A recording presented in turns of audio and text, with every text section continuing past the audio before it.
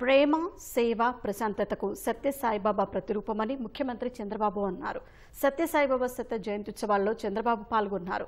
సత్యసాయి సిద్ధాంతం భవిష్యత్ తరాలకు ఆచరణ మార్గం కావాలని ఆకాంక్షించారు.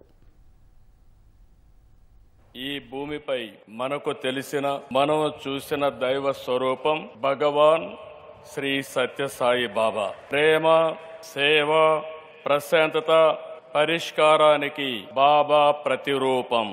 విశ్వశాంతి, విశ్వ సౌభాగ్యం, సకల జనుల సంతోషం అనే భావనతో ఆయన జీవించారు. సత్యసాయిలో సమ్మోహన శక్తి ఉంది. నాస్తికుల్ని సైతం ఆధ్యాత్మిక వైపు నడిపించారు.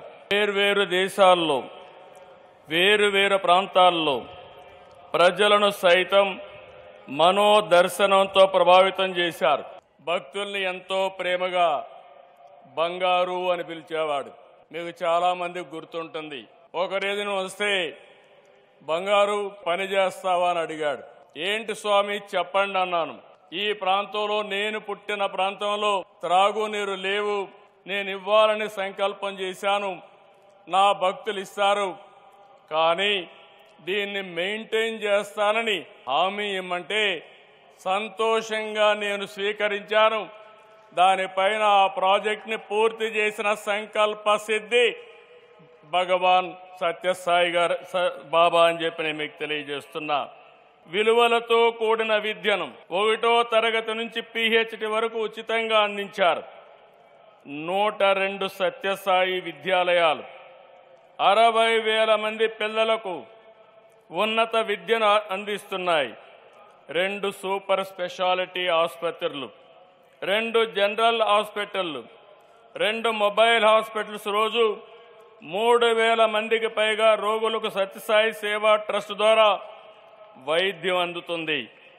ప్రజలకు సేవ విషయంలో ప్రభుత్వాల కంటే వేగంగా సత్యసాయి స్పందించేవారు. రాయలసీమకు తాగునీరు, ఇంకొక పక్క తెలంగాణ, తమిళనాడు దగ్గర 1,600 గ్రామాల్లో 30 లక్షలకు పైగా నీరిచ్చిన ఘనత బాబా గారిది. నేను అందుకే చెప్తున్నాను, సత్యసాయి సిద్ధాంతం మనం అర్థం చేసుకోవాలి, మరింత విస్తరించాలి.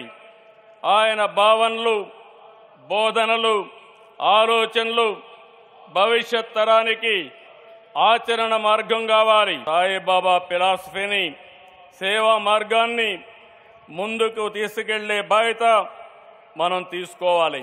ఆయన వదిలిపెట్టినటువంటి సత్యసాయి సిద్ధాంతం ద్వారా, చూపిన మార్గం ద్వారా మనం ముందుకెళ్లాల్సిన అవసరం ఉంది.